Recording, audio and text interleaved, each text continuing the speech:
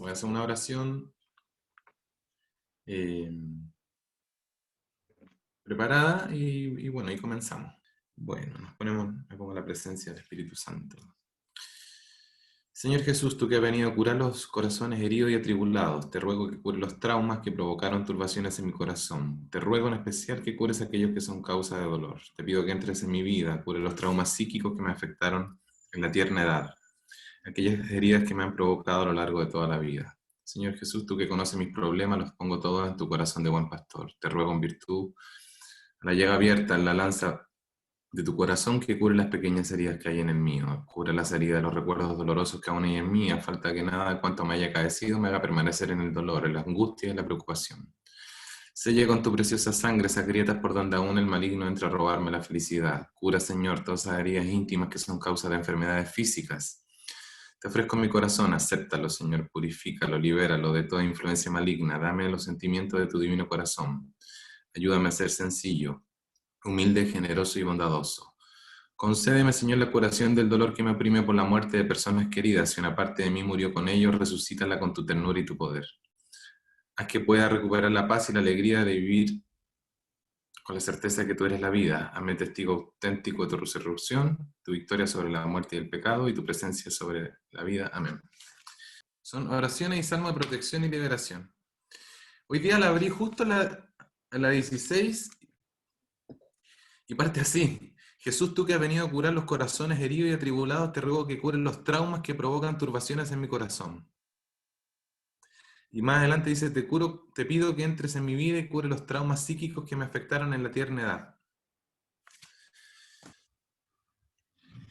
Hoy Oye, día vamos... ¿sabes que antes de comentar, quería comentarte algo? Como Bueno, ahora último, cuando estaba haciendo como mis terapias, mis atenciones, y como incluir todo esto, como la presencia de Jesús, la Virgen de Guadalupe, el Espíritu Santo, como que siento que mi trabajo ahora tiene otro sentido también, un sentido como más profundo, de amar y servir. Así que eso.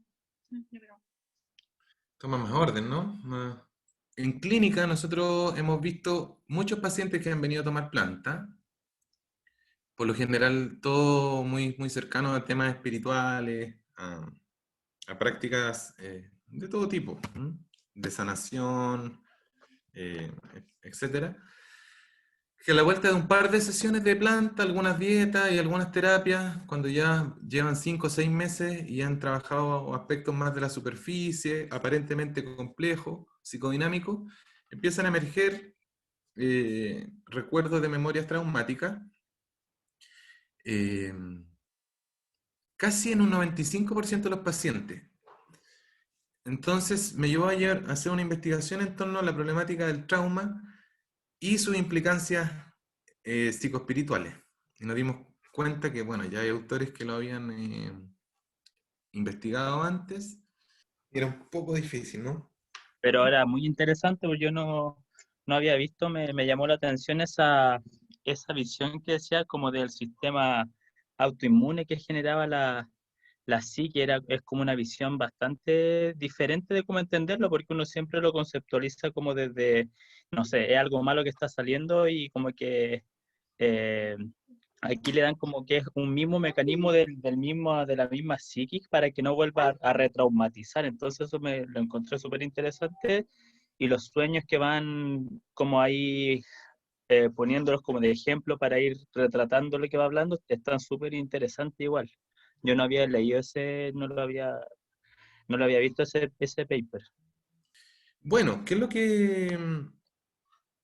que nos va contando Galchet? Que a veces estas configuraciones psíquicas, estas imágenes tienen que ver con un mecanismo de defensa arquetípico. Y que no son precisamente espíritus, es decir, entidades que descienden desde arriba, sino configuraciones que vienen del inconsciente colectivo. Tiene que ver con los efectos psicoespirituales del trauma. Para comenzar, es necesario poner por lo menos estos dos términos, definirlos. Porque es algo que vamos a ver, y a los que les interese esta clase, por supuesto, después van a tener que leer el paper de Kalchet, que tiene que ver con el trauma y la ansiedad.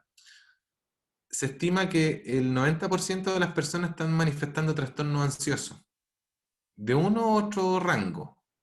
Cuando, bueno, en un curso que va a ser pronto del trauma, vamos a hablar de distintos grados de ansiedad.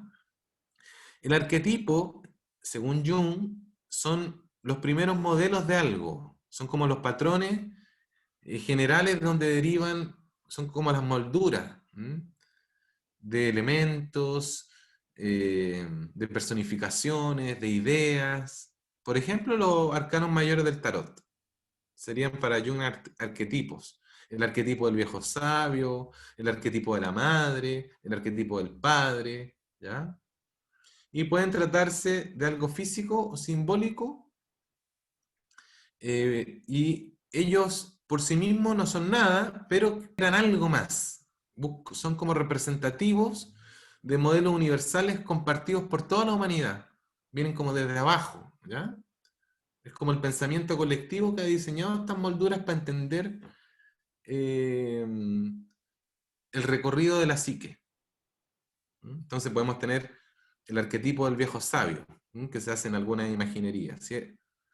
¿Ya? O el arquetipo del padre bueno, o el arquetipo del loco. Y otro concepto que aparece, que no vamos a profundizar porque no es la idea sumergirnos en Jung, pero es porque aparecen nomás, es el concepto de self. Que siempre cuando uno vaya encontrando estos conceptos, a medida que se va interiorizando en la psicología analítica o en la psicología de las profundidades, tiene que preguntar, ¿en qué autores? Porque el self para Jung es distinto que el self para Winnicott, ¿ya? Para Jung tiene que ver con esta parte central de la psique, porque ahí está, ahí puso un dibujo, es como lo que le podríamos llamar en el hinduismo el puntito central, la chispa divina, pero él lo transforma en lenguaje psicológico. El self es como el eje donde convergen todos los otros aspectos de la psique. Por ejemplo, el self es el ensamblaje entre los aspectos profundos de la sombra o del inconsciente, donde encontramos el ánima, por ejemplo, el animus, la parte femenina, en el hombre, la parte masculina, y el ego, eso que yo le llamo la personalidad, la sensación del yo, ¿ya? El self para Jung es también en otros textos, en otros tiempos, él le llama también el sí mismo, o lo que veíamos en dos clases anteriores, el arquetipo del Cristo interior, en la parte central, en la parte más profunda de la personalidad, ¿ya? Entonces, eso nomás como para entender. Arquetipo es un molde universal de una idea que compartimos colectivamente a lo largo de la historia universal, y el self es la parte más profunda de nosotros mismos. Es lo que le llama Jodorowsky el Dios interior. Eso que llevamos acá en el centro de nuestro corazón. Es como el sabio interior. Es como esa parte del Atman y el Brahman, la parte de Dios en mí. El self podría ser el eje donde converge el diálogo entre Dios y mi parte más sabia, más profunda. Es donde se ensambla la parte divina en el hombre y en la mujer. Por eso les pedía que fueran la parte más poética hoy día. ¿Ya? Bueno, y para los que saben inglés, aquí está el libro, porque no está en traducción, todavía no lo pasan aquí en las universidades chilenas, y este es un libro muy, muy interesante para toda persona que le interese la psicología analítica y los temas espirituales, ya sean profesores de yoga, maestros de todas las disciplinas que se le puedan ocurrir, tienen que alguna vez leer este maravilloso libro de Donald Kalchet, que es un psiquiatra, como le decía, junguiano. La traumatización temprana que empezó a trabajar Kalchet, él podría decir que resume la idea del trauma como un dolor psíquico insoportable o innombrable. Y eso yo le sumaría, como analista, que le sumo el contexto relacional, ¿no? Que aparte de un dolor psíquico insoportable e innombrable, hay que sumarle la variable de que hubo un contexto, una matriz relacional, es decir, primeros cuidadores, no sintonizado, ¿ya? Entonces, por eso le sumamos a la temática del trauma, es que es un dolor psíquico insoportable e innombrable, más cuidadores que no fueron capaces de sintonizar, ¿ya? Es, en términos kleinianos, objetos malos, ¿ya? No me refiero aquí a que el papá sea malo en términos malignos, ¿ya? Como el curso de narcisismo, vamos a diferenciar narcisismo clásico y narcisismo maligno. No, me refiero a que objeto malo, por ejemplo, el Mamo Contreras, el Tila, así gente que podríamos considerar un poco fría, desalmada, puede haber sido un buen padre, fíjate. Porque gente astuta, por lo general el psicópata o el narciso perverso, es muy inteligente, es manipulador, pero no es un manipulador tonto. Hitler se acercaba y dicen que fue un muy buen padre. Sin embargo, por ejemplo, llevándolo a otro extremo, el Papa o el Dalai Lama, si fuera padre, perfectamente podría ser un mal padre, en el sentido que no sabe leer a su hijo. El hijo está llorando, se mandó un condoro y él se pone a rezar. No es capaz de sintonizar con él, ir a buscarlo en esa sintonía. Entonces, cuando decimos objeto bueno, objeto malo, tiene que ver con la función subjetiva. Si el niño sintió que esos objetos que están afuera, que él ve como objetos buenos, objetos malos, entonces si pudieron satisfacerme y ayudarme o no. No si ellos como personas o moralmente son buenos o malos. No sé si me explico. ¿Ya? Como pecho bueno, pecho malo. Eso. ¿Quién dijo eso? Yo, es que eso decía Melanie Klein, que pecho Eso. bueno y pecho malo. Eso. Muy, Entonces, eso. y la Melanie, cuando estaba con los niños, solamente observaba cómo jugaban para ver su trauma.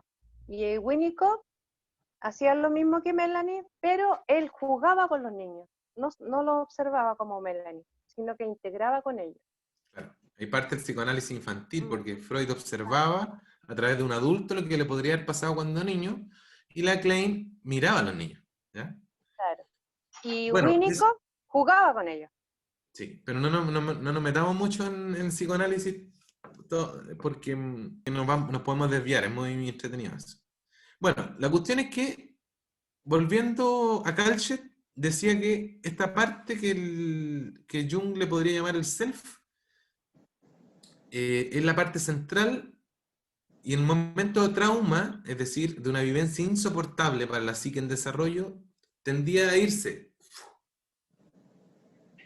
Y hay muchos reportes de pacientes traumatizados o que han purgado, es decir, se han puesto mucho cambo y han tomado un par de veces ayahuasca, que empiezan a recordar o a soñar que cuando pequeños se desdoblaban o se salían del cuerpo o tenían la facilidad de volar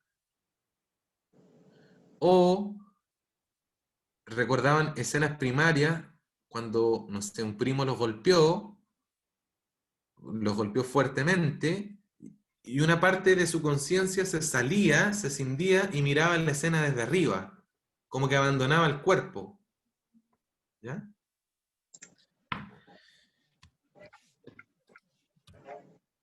El niño no entiende todavía, no dice, mi primo es un poco borderline y drogadicto y por eso me pega. El niño no tiene un inconsciente aún desarrollado, por decirlo de algún modo. Por tanto, dice Kalchet, que viene esta parte del self, se va del cuerpo, queda el cuerpo ahí, y emerge información del inconsciente colectivo, irrumpe sobre la conciencia, y el niño es inundado por imágenes arquetípicamente apocalípticas, por decirlo así. Imágenes de desmembramiento, de explosión, de caos, de guerra. ¿Ya? Es decir, esa parte del yo que queda ahí, junto al cuerpo, esa parte escindida que aún queda ahí, como un mecanismo de defensa, tapa la escena es decir, una parte se va y la otra parte es rellenada con imagen de dolor arquetípico, colectivo. Bueno, este tipo de visiones después quedan archivadas como objetos también. No solamente en términos kleinianos, como objeto bueno y objeto malo, sino que cuando la persona va a tomar por algún motivo contacto con elementos de primera infancia, aparecen este sistema de defensa. ¿Se acuerdan los que son más noventeros?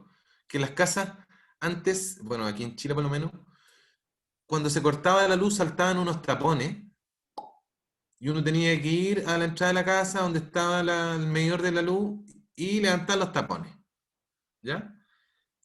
Cuando había una sobrecarga de luz. Lo mismo pasa cuando hay una sobrecarga de vivencia afectiva en la infancia.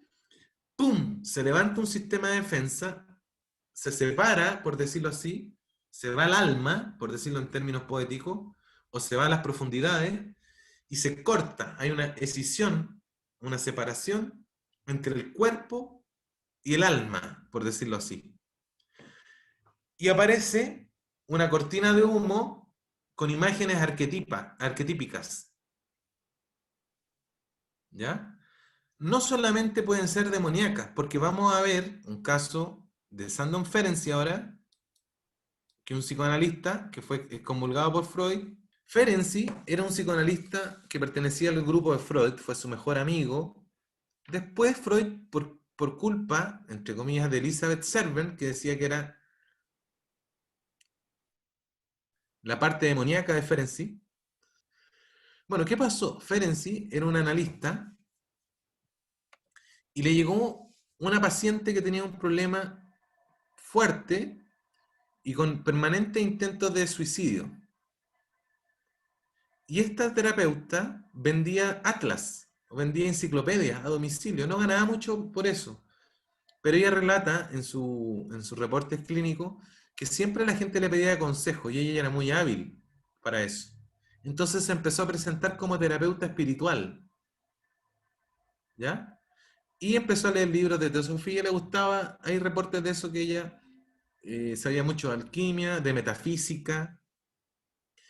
Y bueno, aún así sentía por lo general un deseo, un agotamiento en su mundo íntimo, eh, una soledad, pesadillas fuertes, pero en su falso self, en términos de Winnicott, decía en su parte exteriorizada, social, era muy alegre, muy sana, muy espiritual, y empezó a ayudar mucha gente.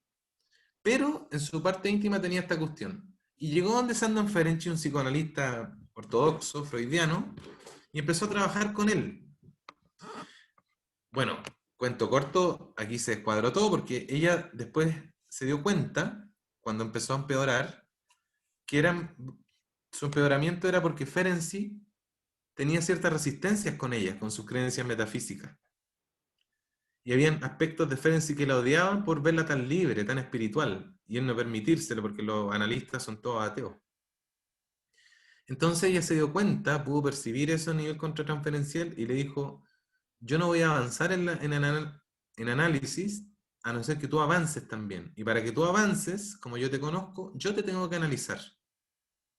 Y ella empezó a analizar a Ferenczi, que es como un análisis bidireccional, se analizaban ellos dos. Y resulta que Ferenczi en un momento le dice, a ver, relájate, respira, siente tu cuerpo, le hace como una inducción al trance, y ella desciende a las profundidades de su inconsciente y se da cuenta de que en su infancia, y recuerda episodios de mucha agresión física, de tortura, y mucho abuso sexual sistemático, que estaba grabado en su cuerpo. Por eso tenía tantos síntomas, tantos dolor y tantas enfermedades corporales. Hasta que Ferenczi la conecta con una relajación como una hipnosis simple, pero ella recuerda que cuando ella estaba viviendo estas experiencias, aparecía una especie de ángel que se llamaba Orfa, que la tomaba y la llevaba a pasear por lugares celestiales, bellos y tranquilos. y que permitió que ella no recuerde y de esta manera poder sobrevivir a esta experiencia insoportable. Y Orfa fue la que le enseñó y le dio ciertos dones para ser una gran terapeuta espiritual. Esa es la introducción de hoy, para que vamos acercándonos al misterio del trauma y la espiritualidad. ¿Cuál es la relación? Por supuesto, cuando hay gente que tiene encuentro con lo sagrado, o con lo arquetípico, en términos junguianos, puede generarle un efecto traumático.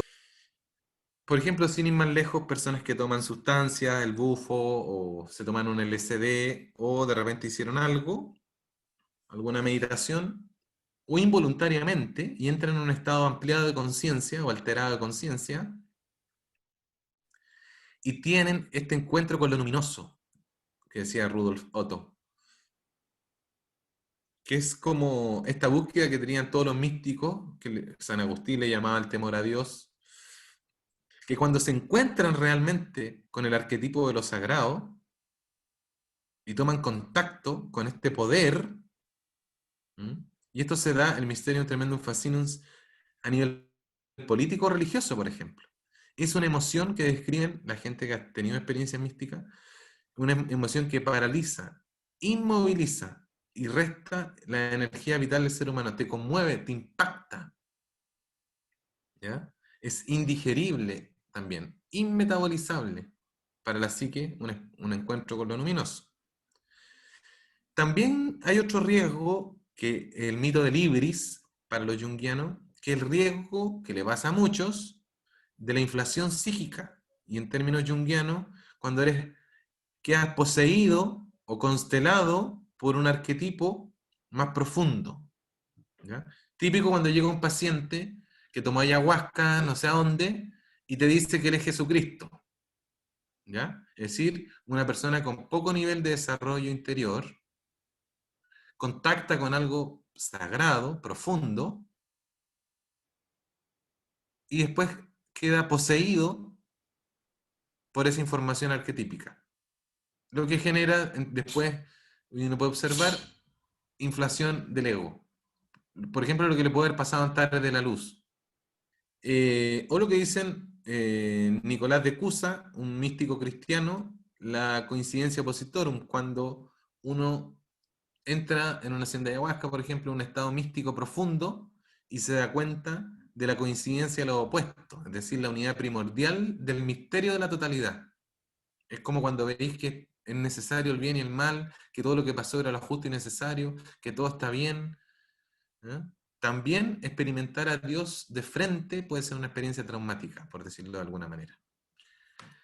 Bueno, las consecuencias de este encuentro con lo sagrado puede generar un daño en el sistema de defensa de la psique, ¿ya? Es decir, la persona queda muy vulnerable, muy frágil y muy susceptible. Esta irrupción en el proceso de encarnación va a imposibilitar o traumatizar o dificultar la encarnación. Espíritu-cuerpo o alma-psique quedan separados, escindidos, ¿ya? Acá tenemos una cita de Calchet que dice: desafortunadamente en el despliegue de la vida mística o mítico-poética del sobreviviente de un trauma, las presencias espirituales benevolentes que aparecen haber salvado al comienzo su alma pierden su poder protector. Estos objetos internos a menudo se vuelven malévolos. Los protectores internos se convierten en persecutores. Y los mejores ángeles de nuestra naturaleza son desplazados por demonios de desmembramiento, la desencarnación y de entumecimiento psíquico, y las defensas primitivas. Esto es también una espiritualidad, pero una espiritualidad de oscuridad y de horror. También un misticismo, pero un misticismo de violencia, posesión demoníaca y pérdida del alma. ¿Qué pasa? Ese sistema de defensa que emerge en un comienzo, donde el niño se identifica, el niño divino, por ejemplo, o la figura del peligro del niño Jesús cuando es salvado por la Virgen, por los ángeles, a nivel psicodinámico, uno puede ir alternando por distintos motivos, que no vamos a entrar a profundizar, entre la identificación con el objeto bueno o con el objeto malo. Y estos ángeles que en un comienzo pueden habernos salvado, se convierten en demonios. Y la gente, por ejemplo, que empieza a tomar contacto con los episodios de trauma, empieza a tener sueños demoníacos, o de desmembramiento, o estos dibujos, el que está al medio, que les sacan la piel, que los comen en el infierno, etc. Es el sistema desplegado arquetípico de protección, para no haber tenido contacto directo, en vez de recordar, por decirlo en términos sencillos, porque sé que es un poco difícil entenderlo. En términos sencillos, en vez de recordar el acto en sí, en bruto, por ejemplo, de un abuso, viene el inconsciente colectivo y nos tira esta información. Nos rellena con este tipo de información. ¿Por qué es importante entender esto? Porque los pacientes con trauma, primero, no saben, no lo recuerdan. Otra cita de Kalchet dice, el trauma interrumpe el despliegue de la personalidad al hipotecar el espacio transicional a través de la cual la llama vital, es decir, el self, se actualiza. Y esta interrupción del desarrollo humano puede gatillar un sistema en la psique que ataca y trata de matar al niño emergente.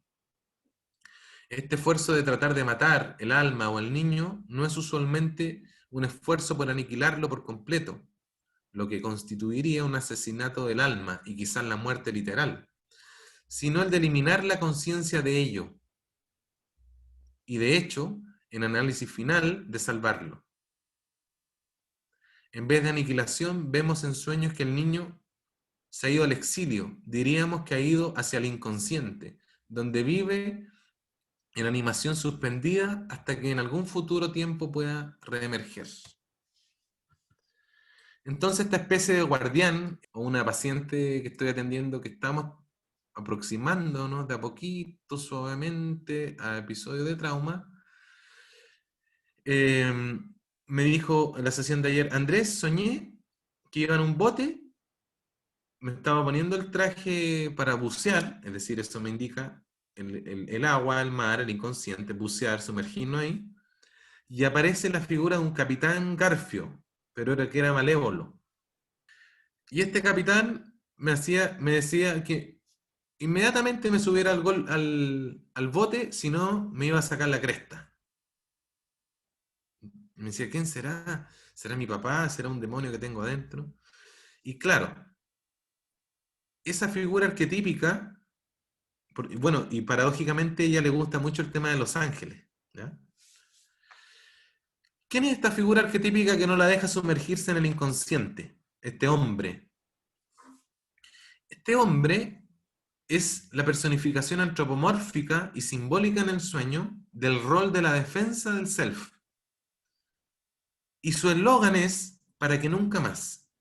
Y Kalchet le pone palabras a este personaje y dice, nunca más, afirma nuestro conserje tiránico, es decir, el que deja entrar o no a las profundidades del inconsciente. El espíritu personal traumatizado de esta niña sufrirá tanto. Es decir, nunca más.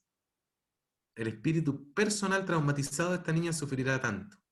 Nunca más encontrará tan desamparado frente a una cruel realidad.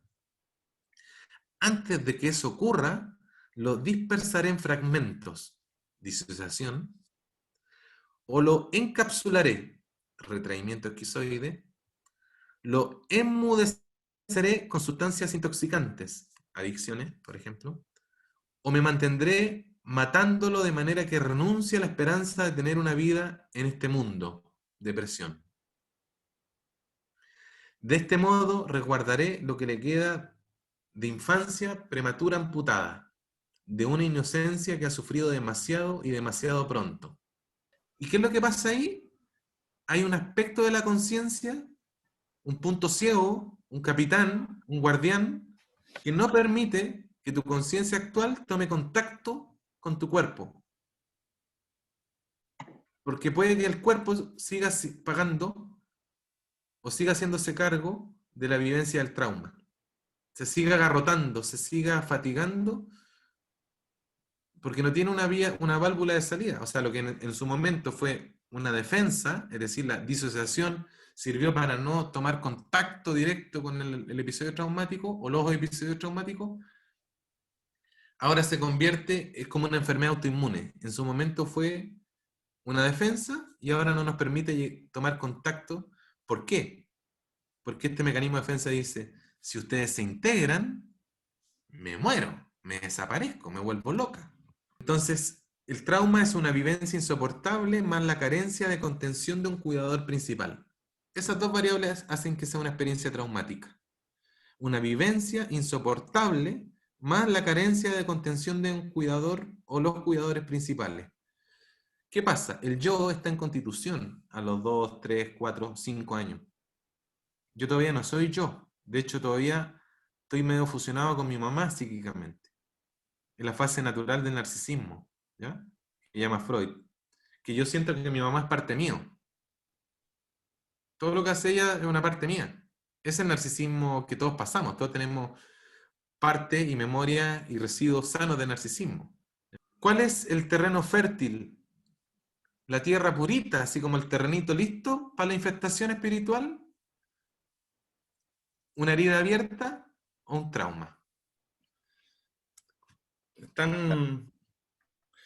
Me pone contento ver, por ejemplo, este curso, todos súper entusiasmados. Partimos lo mismo. Hay dos personas que me escriben que no se pueden conectar directamente por horario, pero ni un desertor. Siendo que cansa, estamos en fechas difíciles, el martes en la noche hago. Y veo que todos me escriben. Algunos estamos trabajando algunas cosas, algunos le han despertado otras. El encuentro con las profundidades no están exentas a veces de cosas sensibles, pero bueno, al final uno termina siempre agradeciéndolo, el conocerse. Es súper, súper... Y tu entorno cambia increíblemente. Todo lo que observas y cómo lo observas. Se ve de otra manera las cosas. Cambia la mirada y cambia el mundo. Así es. Eso que estamos... Y esto no para. No hay retorno. A veces vienen nuestros mecanismos de defensa, por ejemplo, a mí a veces me pasaba que venía este capitán que cuidaba de no meterme en las profundidades de la psique y venía y me decía, ay, mejor debería haberte quedado ignorante nomás. Y miraba a mis amigos que hacían un asado, una cerveza y disfrutaban tan de lo elemental de la vida. Y ahí está el otro misterio, acceder a veces los estudios, la investigación a estas cosas, pero después poder dejarla ahí en suspensión o integrarla a nuestro corazón, a nuestra memoria. Y igual que un libro, dejarlo ahí, ¿viste? Pero tener esa habilidad, esa sabiduría que tienen los viejos sabios, por ejemplo, don Gastón Sebulé, que me gustaba él porque es un viejo tan sabio, pero nunca perdió la sencillez de igual poder compartir con sus amigos chichas, por ejemplo, lo que les decía la otra vez. Él iba a dar una conferencia de las profundidades del cristianismo y el taoísmo, y después, en vez de irse al cóctel con los aristócratas, se iba a una cantina al paraíso a tomar un pipeño y a guitarrear con sus amigos. ¿Y eso qué nos indica?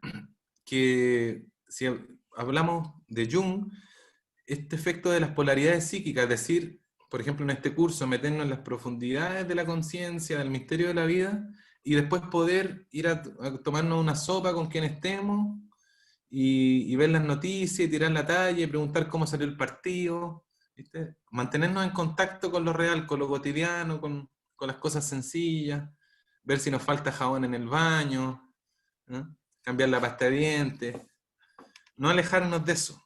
O también generarnos espacios de distensión y de risa. Por un efecto de polaridad, viste que nos vamos a la profundidad, la profundidad, la profundidad, la profundidad, y de repente, ¡pum!, podemos pasar de largo y caernos ahí. Entonces, inmediatamente activar recursos, o al otro día de poder distraernos, de compartir con amigos, una comida, tirar la talla, para que no nos vamos en la volada. Viste que hay algunos riesgos que vamos a ver ahora de meternos en estas cosas. Pero me alegra ver, de verdad este curso son súper motivados, súper motivados. Es que está muy bueno y está entretenido el curso, pues es como muy interesante porque yo al menos no había visto algo igual, pues como, o como con la profundidad que uno hubiese querido siempre, pues, ¿cachai? Como siempre era como más como desde los hippies, sin desmerecer los hippies, pero con este nivel como de anclaje es fantástico, pues, es muy, muy bueno eso. Claro, La mezcla, esa mezcla entretenida que tiene. sí.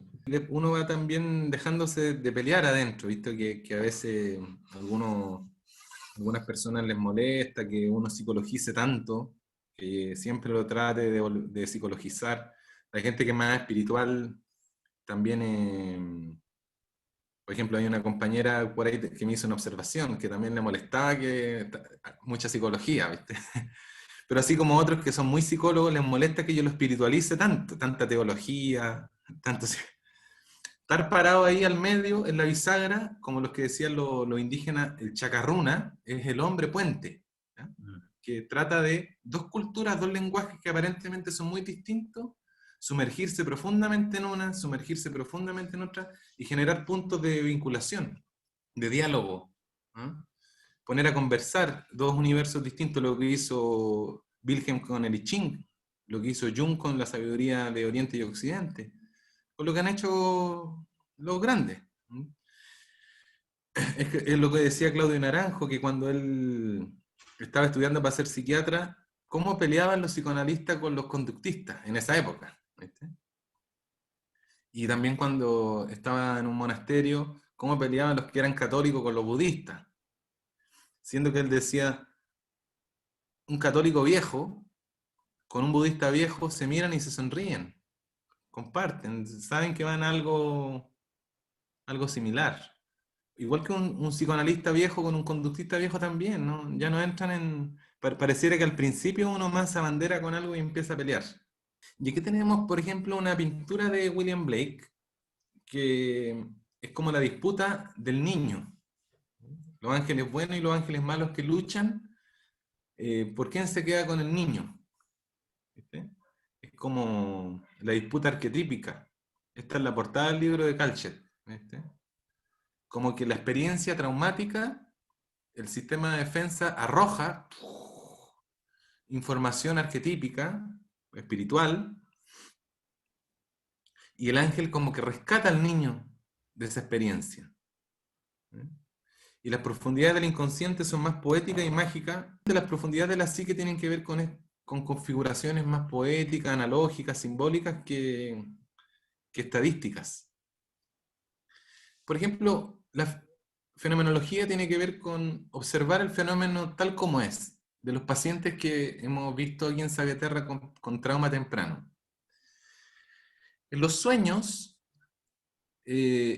por lo general estos pacientes van a relatarles sueños, bueno, a ustedes que muchos son terapeutas y los que no, los que aún no son terapeutas, les diré que sí, hasta cierto punto, porque todos trabajamos con gente, atendemos a gente, y en latín terapeuta significa el que atiende a. Cualquier persona que atienda gente, se vincule con gente, de alguna manera está cumpliendo un rol de terapeuta. El que acompaña. Acompañar significa, en latín, compartir el pan con alguien.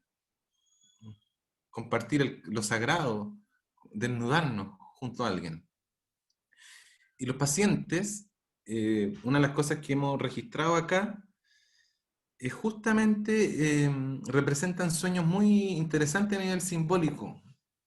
Cuentan, por ejemplo, después de las tomas de planta o de estar en terapia, que tienen sueños donde su personalidad onírica, es decir, lo que representa el yo en el sueño, se ven profundamente desamparados frente a figuras malignas o apocalípticas.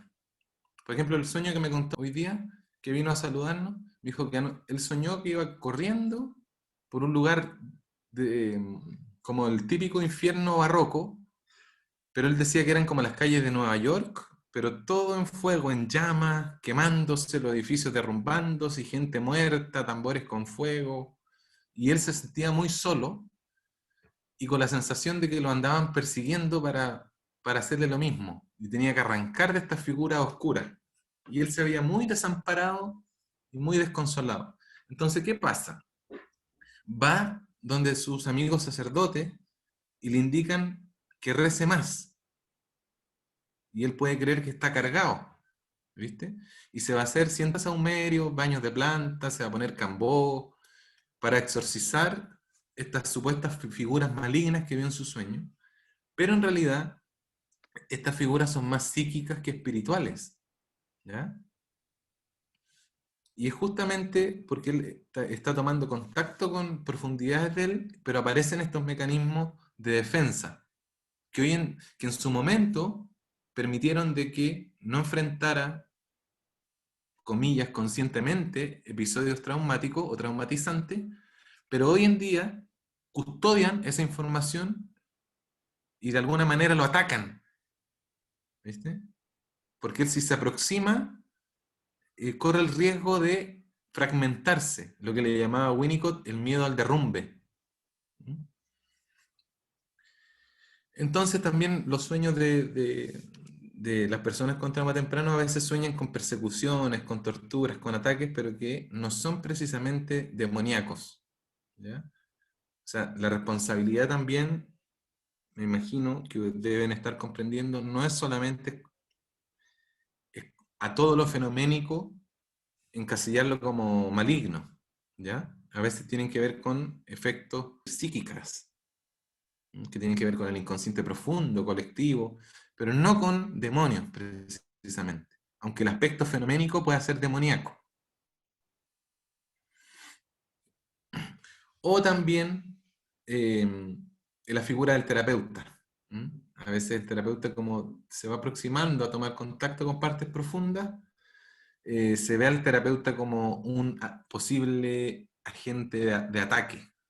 Por tanto, te atacan. Por eso el terapeuta tiene que ser muy fuerte, muy firme y bancarse mucha frustración. Tenemos una cita y dice: la ansiedad primitiva y sus defensas son personificadas en sueños con figuras psíquicas o fantasiosas de un niño, como los cuentos de hadas, ¿viste? Bajo forma de imágenes o motivos arquetípicos demoníacos. Por tanto, los sueños nos dan acceso al trauma temprano, a sus afectos y defensas, de manera que no estaban disponibles con anterioridad, y con ello aumenta nuestra comprensión de los afectos impensables de la infancia. ¿Qué quiere decir? Que a través del sueño, o por ejemplo aquí en las tomas de planta, hay pacientes que se sienten a veces que están en una cacería de brujas y que sienten que todos los que están a su alrededor le están haciendo un daño, o lo quieren embrujar, o le quieren experimentar, o tienen sueños con ovnis que lo examinan, le meten instrumentos por no sé dónde, etc. Hay pacientes que han estado en sesiones de ayahuasca y relatan que percibían que habían puros brujos y gente mala tratando de hacerle daño. Es decir, hay una amplificación de esta personificación de estar solo y con elementos paranoides muy fuertes, es decir, se viene un ataque inminente, ¿ya?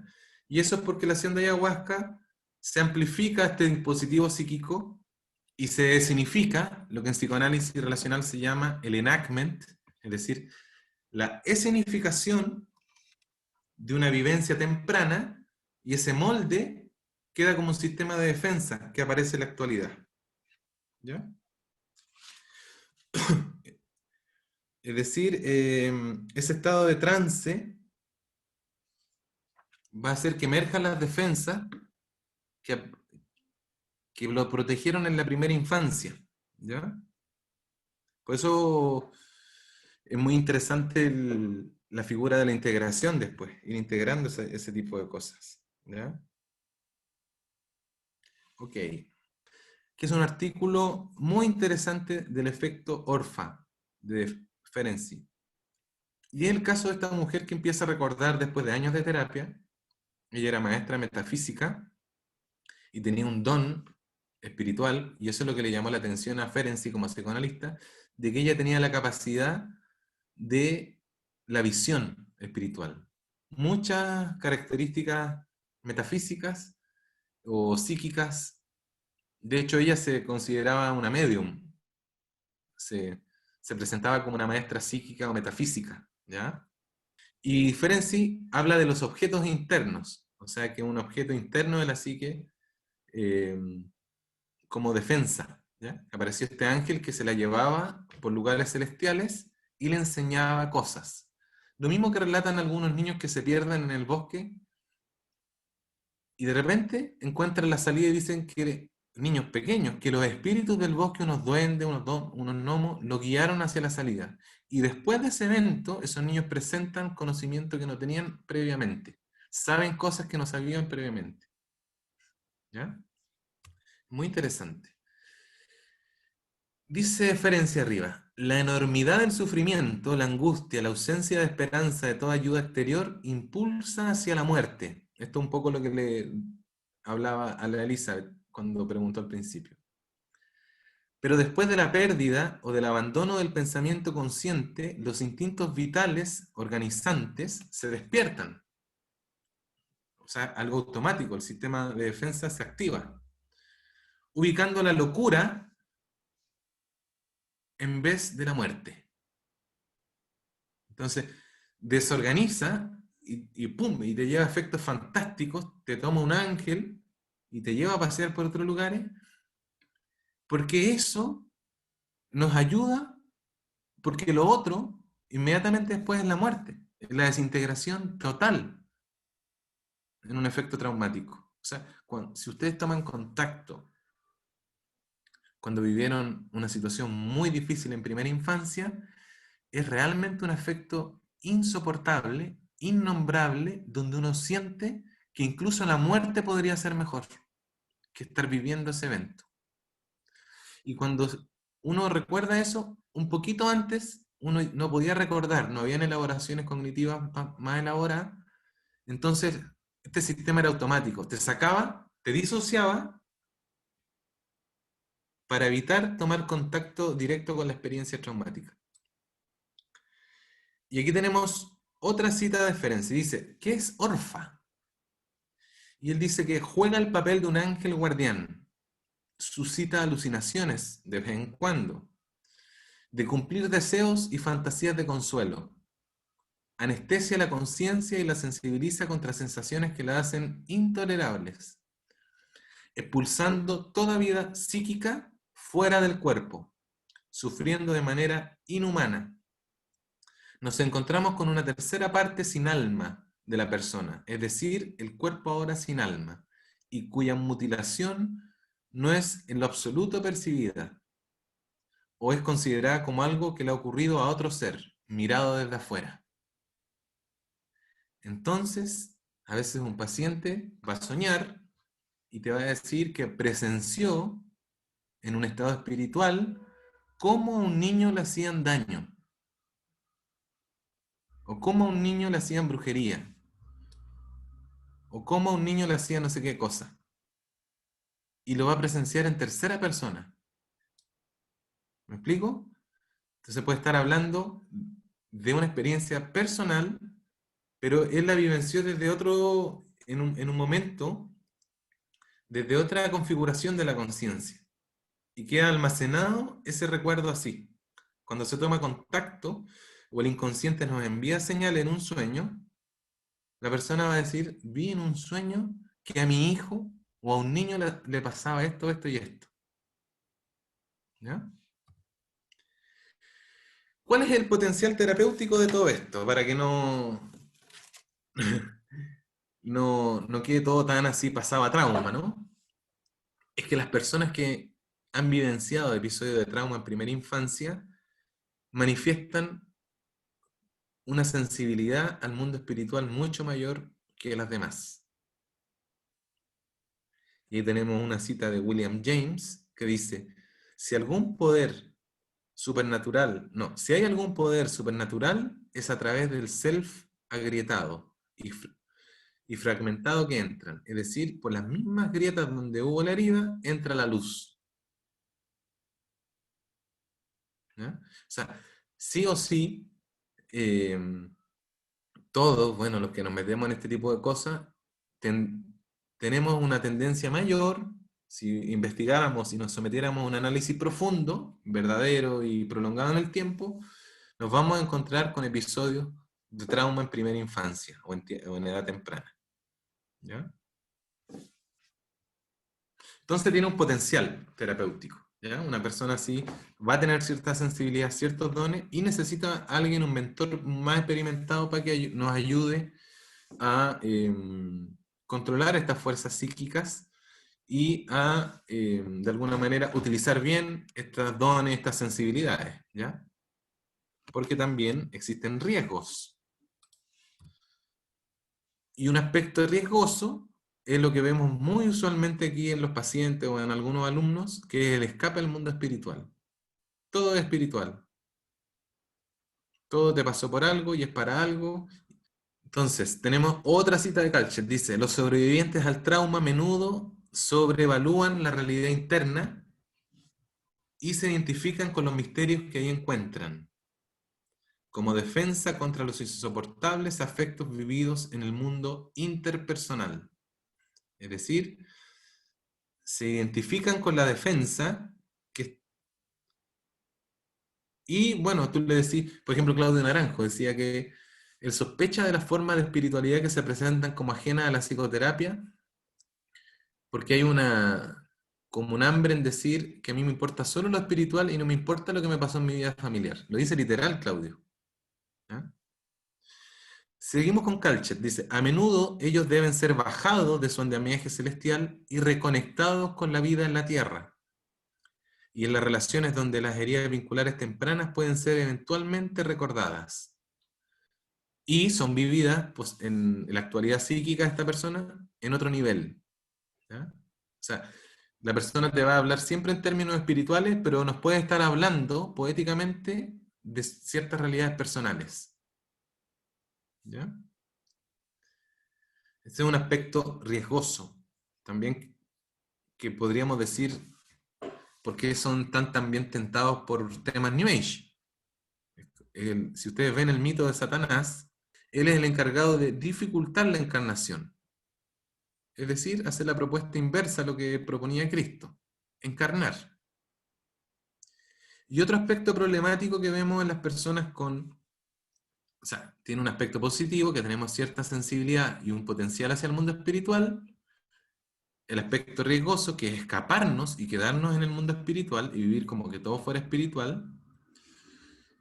Y lo que se conoce en la psicología transpersonal a través de John Willwood, que es el bypass espiritual. Que el bypass espiritual sería un modo de experimentar la vida espiritual con el fin solapado, escondido, de evadir algunos de los aspectos más difíciles de nuestra vida humana, evitando las emociones más dolorosas, conflictos y las disyuntivas existenciales complejas, como también elementos del pasado que preferimos ignorar. Eso también es muy usual tengo que trascender esto, tengo que curar rápido esto, tengo que superar esto, como si todo pudiera ser así de fácil, digamos. ¿Ya? O la espiritualidad fast food, que le llaman también los transpersonales. Otra cita que nos va a ayudar a comprender de Kalcher dice, los sobrevivientes del trauma temprano a menudo reportan que una parte esencial de ellos mismos se ha retirado al mundo espiritual y encontró refugio y apoyo allí, en ausencia de tal apoyo de alguna persona humana. Algunas veces este mundo espiritual le da al sobreviviente del trauma un acceso privilegiado a realidades inmateriales que permanecen inaccesibles a las personas que viven mayormente en el mundo. ¿Qué les parece?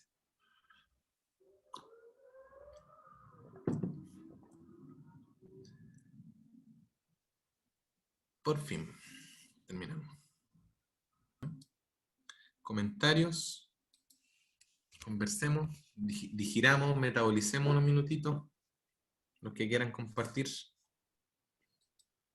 A mí me llamó la atención en el paper que, por ejemplo, casi todos los sueños se daban después como de 1 año de terapia o 2 años de estar en tratamiento, y ahí recién, o no sé en verdad si recién, pero al menos los sueños que comentaban ahí eran después de un proceso largo. No era así como después de que, bueno, me tomé la flor de Bach y listo, ya voy a empezar a tener un proceso de sanación. Entonces, eso, con esto que tú decías ahora último de los tiempos, como las cosas, como que el diablo trabaja rápido, pero en verdad estas cosas requieren su tiempo, depuración, y ahí, claro, son 2 años de tratamiento donde empezaban, surgían estos sueños significativos que ahí analizaban en el paper. Muy lúcido, David, y en el fondo lo que le estoy promoviendo implícitamente es alentarlos a seguir buscando y trabajándose espiritualmente hablando, y alentar también a los que son psicólogos a que sigan trabajando en psicoterapia, porque no son excluyentes, las dos cosas son súper útiles. Y si el psicólogo se va espiritualizando y nuestra espiritualidad también la vamos psicologizando un poco, podemos ir pisando más firmemente, ¿viste? Ni solo en una, ni solo en otra. Y en el fondo estamos alentando ambas cosas. Sí, aquí no hay ninguna verdad definitiva, simplemente son aproximaciones al misterio de la psique, al misterio de la vida, ¿ya? Entonces, eso, dejarlo ahí. Lo importante de no demonizar todo, tampoco de no reduccionar todo a lo psicológico. Siempre el camino medio, como decía Lao Tse. Oye, otra cosita sobre el texto ¿Sí? que me quedó como dando vueltas, que hablaba sobre un complejo traumático conlleva la disociación de la psique, y que se impone tiránicamente a la mente consciente. ¿Se puede llevar eso como a la definición de posesión también, llevándolo como a la parte espiritual? Claro, el trauma siempre va de la mano con la disociación. Bueno, la mente por naturaleza se disocia, ¿viste? Por ejemplo, aquí van pasando los autos, hay gente hablando en la esquina por la ventana, pero yo estoy aquí, estoy disociado de ellos. La mente tiende por naturaleza a disociarse. Pero en los episodios de trauma se disocia por urgencia, pero después queda ese mecanismo de defensa instalado y hace que no podamos juntar esas partes que están separadas, ¿viste? Por algún motivo no podemos conectar con esa parte que está separada y el cuerpo se empieza a hacer cargo, porque quedó en desconexión con el flujo energético entre la mente y el cuerpo. Y el trauma hace que esté arrancada esa parte de esa memoria, no esté. Y ahí deja espacio para que el cuerpo empiece solo a enfermarse. Y yo no entienda por qué. Porque el cuerpo va a seguir metabolizando como de manera autoinmune, porque en el cuerpo quedan las memorias traumáticas. Entonces hay ejercicios para trabajar. Por supuesto, yo a mis pacientes a muy poco les menciono la palabra trauma, pero por lo general siempre se ve eso. Bueno, un abrazo grande, bendiciones, que descansen, que se distraigan.